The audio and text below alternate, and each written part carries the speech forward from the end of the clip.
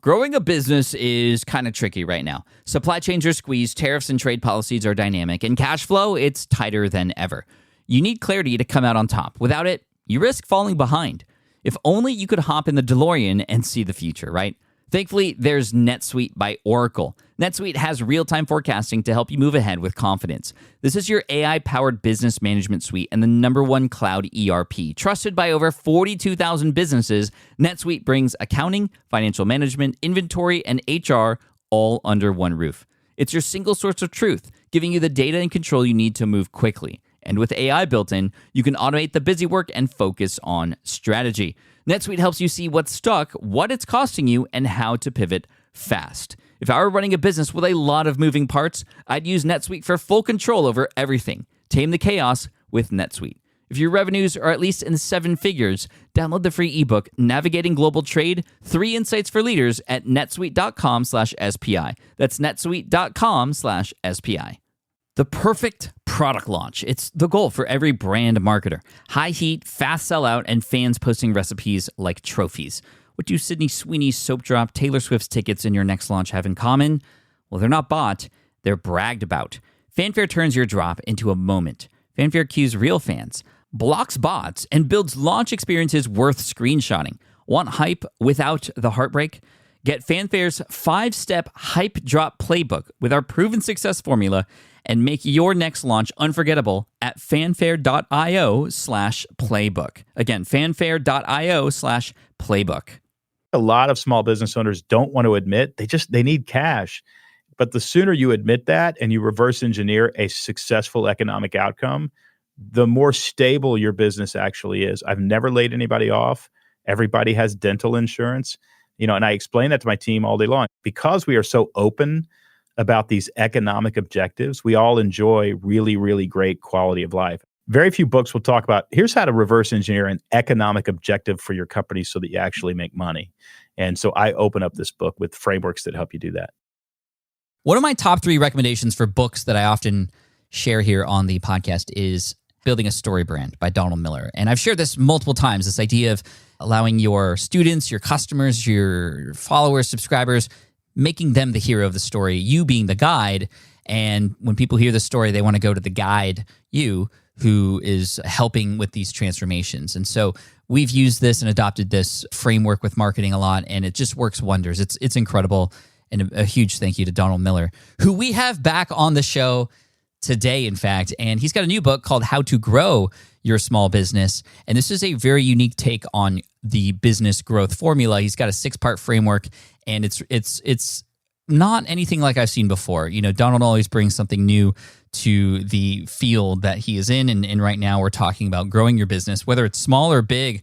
There's a lot of components to this that we're going to talk about today that were new for me as well. And he drops some incredible tidbits that you can use right now to help you grow your brand much faster than you've ever have before. So make sure you sit tight and listen in, because we've got a good one here today with Donald Miller. In fact, let's not wait any longer. Here he is, Donald Miller, author of How to Grow Your Small Business and Story Brand, and just one of the coolest people ever. Here he is. You're listening to the Smart Passive Income Podcast, a proud member of the Entrepreneur Podcast Network, a show that's all about working hard now so you can sit back and reap the benefits later. And now your host. He prefers an 8-hour road trip over a 2-hour plane ride, Pat Flynn. Running a business means legal questions are inevitable. Is this contract or agreement solid? What can I do if a client won't pay me? Am I set up properly for taxes? Well, rather than trying to navigate all of this on your own or searching endlessly online, imagine having a law firm on your side without the high hourly rates. That's exactly what Legal Shield's small business plans offer. With Legal Shield, entrepreneurs get access to real legal support, contract reviews, collection letters, guidance on business formation, and even help handling IRS audits. Members can book consultations, upload documents through the app, and work with a provider law firm that understands small business laws in your state. You also get proactive help on tax and trademark questions so you can stay ahead of legal risks. And if a client delays payment, Legal Shield can send professional collection letters to help you recover what you're owed, all for a fraction of what traditional attorneys charge. Go to LegalShield.com/SPI or call 833-570-9980 to learn more and get big business legal support without a big business budget. That's LegalShield.com/SPI. While DIY website tools are everywhere, most fall short on design and performance. Hit publish. Framer ships your site worldwide in seconds. No code, no compromises. Framer is a powerful, user-friendly platform that delivers developer-level results without writing a single line of code. Make your designs move and convert with Framer. Framer brings your site to life with powerful animations, dynamic content handling, and a design-first approach that helps your site stand out. Framer is the design-first, no-code website builder that lets anyone ship a production-ready site in minutes. Browse hundreds of pixel-perfect templates or even design something of your own on a totally blank canvas. Add bold animations like appear effects, text effects, scroll and looping animations, and much more in seconds. And it's free to start. The built-in AI handles the heavy lifting of generating starter layouts and can even translate your entire site to any language. On the back end, you'll get responsive breakpoints, built-in hosting, a flexible CMS, and privacy-friendly analytics. Ready to build a site that looks hand-coded without hiring a developer? Launch your site for free at Framer.com and use code SPI to get your first month of Pro on the house. That's Framer.com, promo code SPI. Framer.com, promo code SPI. Rules and restrictions may apply. Donald, welcome back to the Smart Passive Income Podcast. Thank you again for joining me today. I'm very glad to be here. Glad to be back. I think you are one of our fan favorites here because of your book, Building a Story Brand. I mention it all the time. People, when they read it, they realize like the world opens up for them for, wow, if I just make the customer or the student the hero of the story, like everything works out better. And I love that. So I've been preaching that. I've been trying to amplify that for you. And I think I've done a okay job of that because it's definitely one of our top 3 recommended books here on SPI. So thank you for writing that again. Well, no, thank you for enjoying it and telling other people about it. It's been fun. We had JJ here on the podcast to talk more about story as well. But today we're talking about starting a business and specifically starting your small business using your 6-part framework. And this is a new book you've written. Why did you write a book about this now when you were known as the story brand guy? Well, the book is really about how to grow an existing business. And it's exactly what I had to do when, building a story brand took off, which I'm so very, very grateful for. I feel incredibly lucky. But all of a sudden I had, a $3.5 million small business. And I have a mentor friend who scaled up his dad's company into the billions and then bought some small businesses and was mentoring these executives. And he didn't buy any of my business, but he was gracious enough to, spend some time with me. I said to him once, he said, "What do you think the potential of your business is?" And I said, I'd love to see it at 100 million. And then for the first time ever that I've known him, he looked at me as though he didn't quite think that was going to happen. And I love this man. I mean, this is an incredible, and I'm like, what do I need to do? He said something that really changed my life. He said, "Don, if you really want to grow a business to that size, you're going to have to, quote, professionalize your operation." That's what he said. And I'd never heard that before. I didn't know what it meant, but it rang so incredibly true. And he said, "Look, the business is so dependent on you. It's dependent on your ideas, you being present in the room. You're going to have to install systems and processes that let the business run more or less like a machine so that if you go on a 6-month sabbatical, you could actually come back and the business would be larger." He didn't have the time to help me figure that out. To be candid with you, he was the governor of Tennessee at the time he told me that. He was spending some time with me. And so I kind of had to figure it out on my own. And I spent 5 years just making a ton of mistakes. I mean, stupid stuff like doing, opening the day with yoga, with operation. We had a yoga instructor on our team. She's like, "I'd love to open that day with, voluntary yoga if you want." I'm like, okay. I ended up hurting my back. I'm like, this is dumb. This is not helping us make any money. Although yoga's great. Don't get me wrong. But, it came down to 5 years later, we were actually at 16.5 million. And we did 6 things right. There were 6 areas of the business that we did professionalize and we did install very real systems and playbooks that were life-changing. And now when I meet with my friend, he's no longer the governor, but when I meet with my friend, we don't talk about professionalizing my operation. We talk about what my business is actually worth on the open market, because it's suddenly worth a lot because it isn't 100% dependent on me. I'm certainly helpful to the business, but the systems and processes that we installed turned it into a machine that somebody else could buy and run. Now, I have no intention of selling my company. I enjoy it too much. But then I realized, well, everybody knows me for marketing, but in order to support the marketing and messaging, I had to hire 30 people and create all these revenue streams, which meant I scaled up a small business. So I thought, man, I'll be saving, I made 500 mistakes professionalizing my operation, but did 6 things right. If I just write a book about the 6 things, I would be saving small business owners an enormous amount of headaches and, painful nights, sleepless nights, because they wouldn't make the same mistakes I made. So I ended up writing the book, trying to help people solve a problem that I felt like I had solved. And the 6 frameworks, the 6 areas of a small business ended up being leadership, marketing, sales, product optimization. And what I mean by that is just coming up with the products that people want to buy and designing those products and learning how to sell them, or at least learning how to price them. Marketing, sales, management of operations, in other words, management of people, and then cash flow management, how to run your business using 5 checking accounts. And I wrote that book partly as a way to teach everybody else and partly as a way to try to understand what happened to our business and try to understand why it succeeded. And then the whole book sort of lent itself to this metaphor that your business should run like an airplane. The leadership is your cockpit, the right engine is your marketing, the left engine is your sales, the wings are your products, the body is your overhead, and the cash flow is your fuel tank. And then took that to another step and created this tool called a flight plan. And basically, it's a bunch of worksheets that you fill out that if you've just filled these things out and you learn to fill them out, it changes the way you think about business and do business. So it's an operating system. And once you start using this operating system, your business pretty naturally just kind of grows. And we've seen that happen with hundreds, if not thousands, of small businesses. So that was where the actual book came from. The why of the book, if I can share it really quick, Pat, is there's a number that breaks my heart. And the number is that 65% of small businesses fail. And 25% of them fail within a year, 45% within 5 years, and 65% within 10 years. Those are American statistics. And I just don't think that many need to fail. I think the reality is about 30% of small businesses have a product that isn't going to work. Everything else falls apart because of one of 6 reasons: leadership, marketing, sales, product optimization, overhead, and cash flow.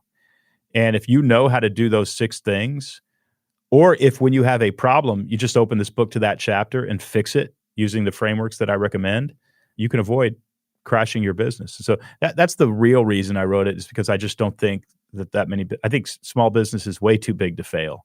We can't let it fail. It's 33 million small businesses in America, average of 2 to 3 employees. That's 66 million jobs. They're failing unnecessarily. So I wrote the book so that your business wouldn't fail. We'll definitely get into those frameworks. I do want to pick those out and talk about them a little bit more deeply. But even before we get into that, I do want to ask you about your transition from being like the center of the business, you being synonymous essentially with StoryBrand. How does one begin to unravel themselves from the brand in a way that would allow for a 6-month sabbatical or professional operations and such, especially a personal brand or one that's so tied to the personal? Yeah. How did you wrap your head around that transition? I don't know that I ever fully wrapped my head around it. I'll tell you what I did that worked. There tend to be, and I can't remember the thinker who posited this idea, but it's a good idea. There tend to be 3 necessary personalities at the top of a successful company: the artist, the entrepreneur, and the operator. And the artist is going to obsess about products and how we market those products and how customers experience those products. The entrepreneur is going to want to sell more of those products. They're not thinking about making them or customer experience. They're just figuring out different demographics and segmented audiences and using CRMs and sales teams and marketing teams to sell more of those products, maybe moving into new markets. Then your operator is going to think about people and processes.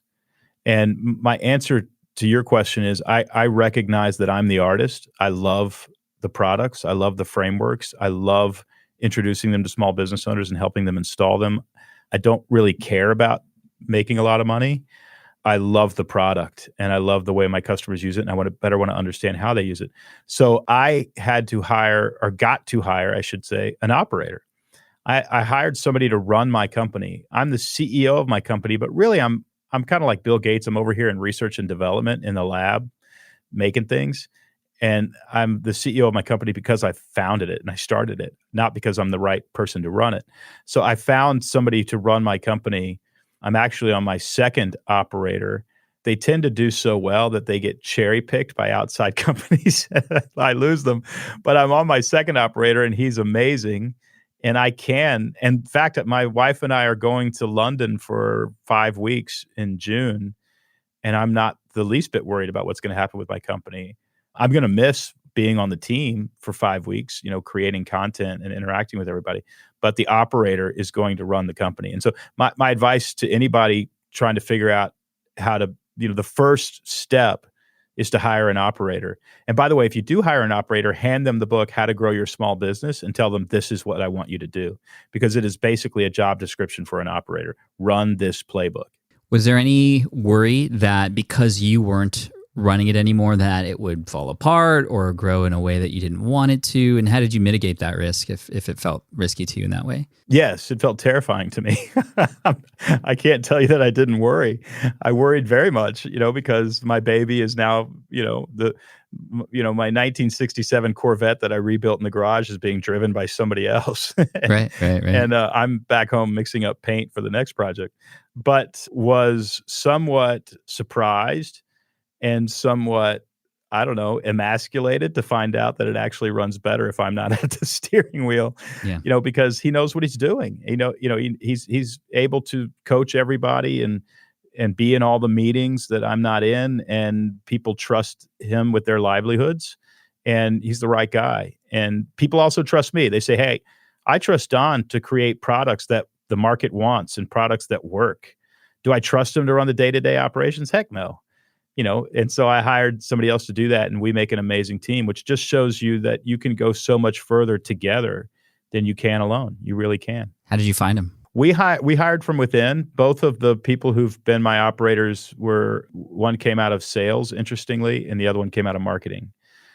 So they were, we made our marketing director, our sales and marketing director. And then when our president left, I moved the sales and marketing director to the president position. Actually, I did something really interesting. I put 3 people at the top of the company and gave them shared leadership.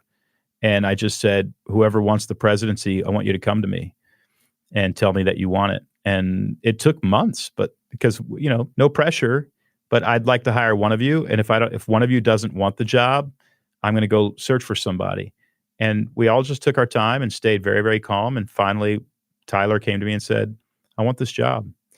And I said, okay, let's give it a year. And he's just done an amazing job. And I'm so grateful, because I prefer hiring from within than looking, you just don't know what you're getting out there on the open market. And I knew Tyler, as well as the other leaders, had really great character, and they were filled with integrity, and they were very talented. So I'm glad that he took the position. That's cool. How might a listener who doesn't have a large team to pull from within to bring an operator on, where might they explore, or how might they progress to that point where they would be confident in hiring somebody or finding somebody? Well, essentially you want your operator to run a management system, something like lean management. My management system is called Management Made Simple. It's chapter 5 of the new book. You want them to run that system. And so you're going to want to ask questions like, hey, if you run my company, you're going to be over about 5 or 6 people. And I think that could grow to 25 people over the next 5 years. Talk to me about how you manage people. If they open up with like soft skills, like I try to be a good listener and those kinds of things, you probably don't have your person. And it's not because soft skills aren't important. They're actually more important than anything else. But what they need to say is, I will run your business using 5 meetings. We will have an all-staff meeting, then we'll have department stand-ups, we'll have quarterly performance reviews. In other words, what you're looking for is a system. I use this system. Because if they don't have a system, what they're saying is, I basically wing it. I make it up as I go along, and that doesn't scale. They need a system. Now, they can learn my system, or they can learn lean management. They can learn a system, but they need a system, and preferably a system they're experienced at running. Now, you can hire somebody who's a really good project manager and teach them a system. That way you don't have to pay them as much because they aren't as experienced, and they're willing to work for less money in exchange for the experience. But as the company grows, you're going to have to reward them and compensate them, fairly. That makes sense. But that would, you're looking for a system. Like, what system do you bring? If I'm hiring a basketball coach, I say, hey, what's the key to winning? If they say, just enthusiasm, right? Just passion. Like, you're not going to win a single game, buddy. Everybody's got passion, right? I know. Are you going to run a 4-3 offense? Are you going to run? What are you doing? Like, tell me what your system is and who we need to put into the system, and that's what you're looking for, I think. Yeah, we could use that over at SDSU yesterday with the championship. I'm so sorry. I was really rooting for SDSU. Yeah, a lot of people were. The Aztecs. Man, tell me, I don't remember them having an amazing basketball program. Has that been happening without me noticing? They have had a really decent program for a while, and just recently it's been really coming up. They've been in the tournament a couple times and do pretty well. I mean, Gonzaga had a great program for decades and can't get to the final. Right? I mean, things change. That's. I mean, it was so good. But UConn, I actually grew up in Connecticut, and I just remember them even back then being powerhouses. Yeah, as always. Well. But you had mentioned leadership as sort of the first part of the framework. Why is leadership first, and what does that actually mean here in this context? Well, in the context of the book, leadership is really about casting an economic vision. It's about, 90% of effective leadership really is soft skills. It really is. I'm not trying to downplay the need for us to be incredibly talented relationally. We have to be good listeners. We have to be empathetic. But it's the last 10% that keep a company alive. And the last 10% is, in my opinion, an economic vision. And what I mean by that is we're going to double revenue, or we're going to see a 50% increase in revenue. And then I think that needs to be broken down into 3 categories. So in order to see a 100% increase in revenue, we need to see sales of this product do this, and sales of this product increase by this much, and sales of this product increase by this much. And then everybody on the team needs to reverse engineer that objective to make it happen. The business will die without money. It will just die. Businesses eat cash. And so you're looking for a vision that acknowledges the fact that we have to make money. What we do with the money is we can be generous, we can give higher salaries, we can give bonuses, we can provide healthcare, we can do all sorts of stuff. But money in itself is not bad, and it's not something that we should be afraid of. And I think a lot of small business owners don't want to admit they need cash. But the sooner you admit that and you reverse engineer a successful economic outcome, the more stable your business actually is. I've never laid anybody off. Everybody has dental insurance, and I explain that to my team all day long. I say, look, we talk about numbers. We talk about, whether the monthly revenue is down or up. But because we are so open about these economic objectives, we all enjoy really, really great quality of life, at least as it relates to work. So for sure. I think what I focus on, there's 1,000 books about soft skills and leadership and how to give a good speech and, how to be driven and what kind of person becomes president. I mean, you throw a rock and you hit a book about that stuff. Very few books will talk about, here's how to reverse engineer an economic objective for your company so that you actually make money. And so I open up this book with frameworks that help you do that. Yeah, I mean, it's a very different approach, I noticed, than a lot of other books that help businesses, which, get into the product and marketing and understanding the customer avatar and all that kind of stuff. I mean, this is sort of like the next level book that you would need if, especially, you already have a business, like you said. And I love that. I think if Matt were here, he's now CEO of SPI Media. He's the financial guy, and he's the one helping with the financials and the projections, and those all come from the directors. And I'm just, we're gonna maybe read this as a team, I'm suspecting. Well, you might be the artist and he might be the entrepreneur, right? Yeah, I mean, like that's kind of, we've heard of the visionary integrator role. It sounds very similar in a way. So leadership from an economic standpoint, meaning we need to make decisions based on what will keep bringing fuel into this company to keep it growing, to keep it flying, if you will, which I love. And then the M, which is part 2, which I think you said was marketing. Yes, that's right. Yeah. Marketing is a million things. What does it mean to you? Well, everybody has a different way of doing marketing. I personally prefer sales funnels. I don't get into email marketing or sales funnels in the book. I wrote a whole other book about that called Marketing Made Simple. But in this book, I talk about the incredible importance of clarifying your message. So I summarize the only thing in this book that is actually taken from any other book is the marketing section, because I think the story brand framework is so incredibly important. So I just talk about, and I share news stories, because that book's been out for 5 years. I share news stories and new, ideas about how to clarify your marketing so that your marketing actually works better. If you have a clear message, you can spend $100,000 on marketing If you have an unclear message, you can spend $1 million and get the same results that somebody with a clear message got for $100,000. It's just a fact. And so the most important thing you can do in your marketing is have a very clear message. And let me just give your listeners one tip, because we talked about the tip of economic objectives. Let me give you one tip in marketing. Own a problem. Just own it. If the problem is, luxury homes at a good price in the Milwaukee area, own it. If the problem is dogs that bark at the door when somebody knocks at the door and drive everybody crazy, own it. But if you are known as the person with a solution to a problem, you will not suffer. Your business will grow. If you are elusive, if you say dogs are a great part of the family and we just make them an even better part of the family, nobody knows what in the heck you're talking about, man. But if you say, if a dog's peeing on your furniture, call me. You're going to do a lot of business, right? Because nobody goes, oh, this dog should be a better part of our family. What they do say is that dog just ruined an $800 couch, and so they're going to call you. So you want to own a problem. And if you can talk about that problem on your website and your lead generators and your emails and your keynote presentations and your elevator pitches, whenever you're at a cocktail party, you want to be able to say, when somebody says, what do? You want to be able to say, how like people get a puppy and they thought the dog was really cute, but it's driving them crazy because it's chewing up the furniture, it's barking at strangers, it's peeing in the house. I'm the guy they call to fix that dog. You know how much business you're going to do if you talk like that? You're going to do an enormous amount of business. So marketing is really about having a clear message in which you own a problem. How would a person who has a business, who knows their message isn't as clear as it could be, what exercises or what things can they do to help clarify that message? Yeah, so I give you a 7-part framework in the book, and I take you to something called Small Business Flight Plan. And there's a piece of software inside of Small Business Flight Plan. It's a free piece of software. And it helps. It's a tool that you use to come up with 7 sound bites. Only one of them, by the way, is the problem. There are 6 more. And once you come up with those 7 sound bites, you start populating all your marketing collateral with those sound bites, and you repeat them until you're dizzy. Just repeat them until you're so tired of saying them.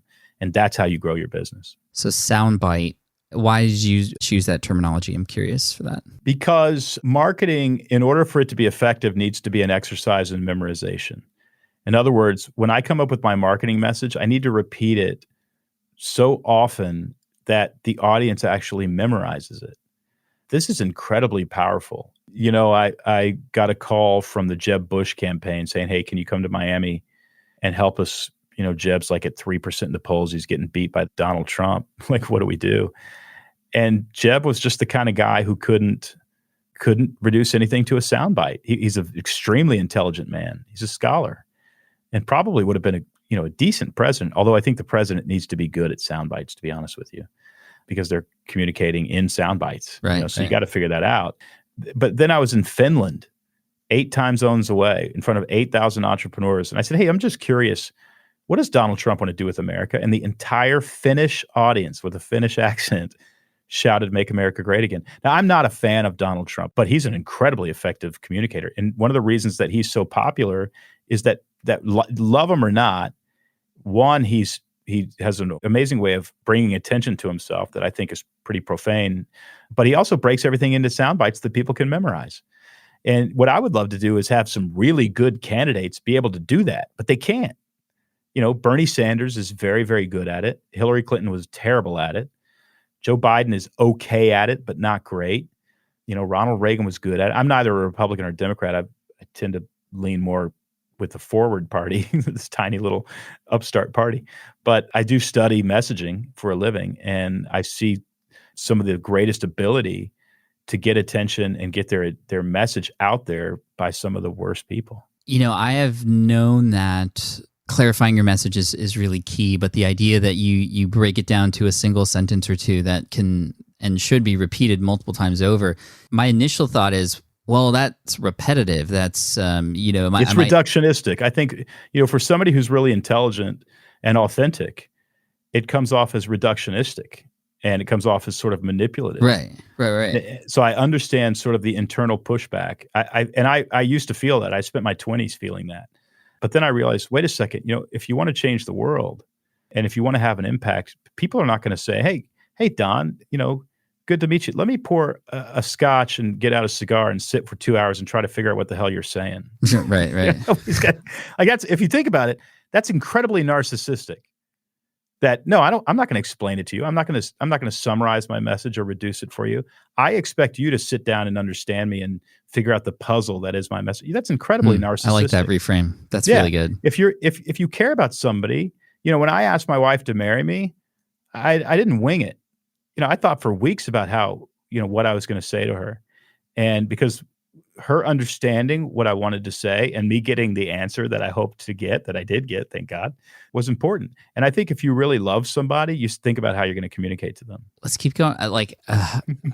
This soundbite, like exercise, could be really neat. Can you give us a tip or two on how to find that and like what exercise? I know you have the flight plan as well, which does that, which is mentioned in the book. But I think there's an even better tool than the brand script. There's a sales script tool inside the flight plan. And the sales script tool helps you figure out, write maybe a follow-up email or talking points if you're in a sales conversation. And the way the formula works is you start with a problem. So when somebody says, what do you do? Let me give you an example. Let's say you're at a cocktail party. Let's get the heck away from politics because I don't want anybody to turn off your podcast. Let's say you're at a cocktail party and you meet two people who do the exact same thing, Pat. You meet one person and you say, what do you do? And they say, well, I'm an at-home chef. I come to your house and cook. You might ask them about how much they charge or whatever, but probably not. You're probably going to say, well, where'd you go to culinary school? And, what are your favorite restaurants? And have you ever cooked for anybody famous? And that was my question, right? Yeah. I've been trying to make a hollandaise sauce for years. Like, how much sugar do you put in that thing? You're going to make very, very polite conversation. Let's say an hour later, you're at the same cocktail party. You meet somebody who does the exact same thing, exact same price, exact same quality. You say, what do you do? And they say, well, how most families don't eat together anymore? And when they do, they don't eat healthy. I'm an at-home chef. I come to your house and cook. Now, which chef is going to do more business, Chef 1 or Chef 2? Yeah, 2. Chef 2 is going to do all the business. Right. Because they position their product as a solution to the problem. So really what I'm getting at is the way that you talk about what you do matters. It matters a lot, especially if lives are at stake, if you're selling medicine or you're selling medical procedures or you're part of a nonprofit that is, I have a good friend named David Beasley, who's head of the UN food program. He just won a Nobel Peace Prize. The food program did. When he gets on camera for 25 seconds on an Instagram, he can't wing it. He's got 25 seconds or literally, and I'm not making this up, 40 million people are going to die. He better have a clear message. And he better, and he does. He actually is an incredible communicator. So I think this stuff to me is really, really important. And it's not just about selling plungers, it's about changing the world. But, you start with a problem, you position your product as a solution to the problem. The next step, and this is the sales framework, by the way, from the book, the third framework, you build a 3-step plan or a 3-step bridge from their problem to your solution. And then you paint the negative stakes. What's going to happen if we don't do this? 40 million people are going to die. You paint the positive stakes. Listen, these people don't have to die if we just do this. And then you actually call people to action. You say, it's time for you guys to get out your checkbook and do something here. Or it's time for us to negotiate a resolution to this conflict in Ukraine so we can get the wheat out of this port. If you do it in that order, essentially what you're doing is inviting people into a story. I saw this. You're going to love this, Pat. I saw this Instagram clip. I need to find it because I want to use it in my talks. But on the left side of the frame was a young man, and I don't know if he was in a juvenile home or what he was doing, but he was sitting at a cubicle by a computer. They were showing him a video that was teaching him how to do this sort of basic algebra equation. And he was spinning in his chair, not paying attention. And then on the right side, they showed the exact same kid in the exact same cubicle watching Star Wars, and he wasn't moving. He was staring at the computer. That's the power of story. And I think when most of us try to communicate, people are spinning in their chair. They're not paying attention. But if you invite people into story, they have no choice. Their brain has no choice but to pay attention. And so when you're talking about growing your business, or you're talking about getting a product out there to market, when you're talking about making money, donations and increasing donations for a nonprofit or getting people behind a specific agenda, you got to communicate super, super clearly. Let's say, for example, Donald, that I sell a camera lens. I'm just looking at one right now, so it's just coming to mind. Right? Yeah. A camera lens isn't going to save 40 million lives. right? There's nothing seemingly at stake if you don't get this camera lens, but it's a great lens and it'll, help you make your videos and photos better. How would a person who sells a widget like that on the surface just, is like a good version of other things that people already have, and put story in that? How might we even approach that? The very first thing you're going to want to do is identify the problem that your camera lens solves. So if you say something like, hey, when you're filming your videos and you move back and forth toward and away from the camera by about 2 feet, you go fuzzy, and then you get clear and you go fuzzy. Our camera lens doesn't do that. There you go. Now, as soon as I realize, this camera lens solves a problem, I'm going to buy more of it. Or you say, hey, have you ever been on a Zoom call with somebody and it just seems like they're being shot by a Hollywood producer and you're being shot by, your iPhone camera? The reason is they're probably using this lens. So, there's 1,000 problems that lens may solve. The problem may be, you need a really great lens, but you don't want to pay $3,000 for it. This lens is $300 and it gives you the same quality. Well, that's the problem of price. So you want to identify what problem that particular product, that lens solves, and you want to talk almost more about the problem than you do about the product, because that's where the real value is perceived. The lens has to be good, obviously. The lens has to do what I'm saying it's doing. Yeah, I don't sell products that aren't good. Right. And I try not to help people sell products that aren't good. And that's the other big problem that I think a lot of people have is perhaps they're not confident enough about the products they're selling or the coaching that they do or the agency that they have. And then the messaging can't be genuine when you don't even really believe in the product that you have. This is a common problem that my audience has, which is they're first-time entrepreneurs. They're selling something for the first time and they're doubting whether or not it can actually work or not. And the truth is, it's going to be tough to sell it if you yourself don't know if this works or not, right? It is, but there's a season that you can go through to gain that confidence. And it's a season where you really don't think much about selling. What you think about is talking to customers and perfecting that product. And so you want to get it out there. And if somebody emails you and says, hey, this didn't work for me, you want to jump on the phone and you want to say, hey, first of all, I'm sorry that didn't work for you. And can you tell me what you were trying to do and what you were trying to accomplish and where you got frustrated? Because I never want this to happen for anybody else. And then you actually fix those problems. And then you get fewer and fewer of those calls. And then you start getting a different kind of call. And you get the kind of call that says, hey, man, I got to tell you, I spent $300 for this thing. It's worth $3,000. And that's a totally different call. And at that point, you get really confident, and you better believe you start doing really effective marketing and confident marketing. So, because you love it, right? I mean, I get that all the time. I just talked to a survey group. And they said, man, our number one problem with you is we feel guilty because we feel like we owe you so much money. I'm like, okay, I love that. Can I put that on my website, first of all? Yeah. So I think welcome to being an entrepreneur, right? Creating something and perfecting it and trying to get there. And God bless you. God bless you. Don't stop. Make it better and better and better until that's not your problem anymore. And then the next problem is, okay, you got this great thing that nobody knows about, or at least not enough people know about. And now you're into messaging. Right. And go get Building a Story brand to help you with that. There you go. Yeah. So as we finish up here, Don, first of all, this has been such a pleasure and joy to hang out with you for a little bit. I know it's been a while for us, but the new book is out. Where can people go to check it out? Where would you recommend? There's this independent underground bookseller called Amazon.com that heard has of those guys, yeah. And there's a company called Audible.com that I think Amazon bought. But you can buy the book anywhere you get books. It's available at your local independent bookstore. You can get it anywhere. The flight plan and the software you mentioned is all in there as well? So yeah, it's in there. If you go to smallbusinessflightplan.com, that software is free. You give me your email address, I am going to turn around and email you something that I want you to buy. But if you don't like that, you can just unsubscribe and continue using the software for free. And I'd love for you to use it. That's cool.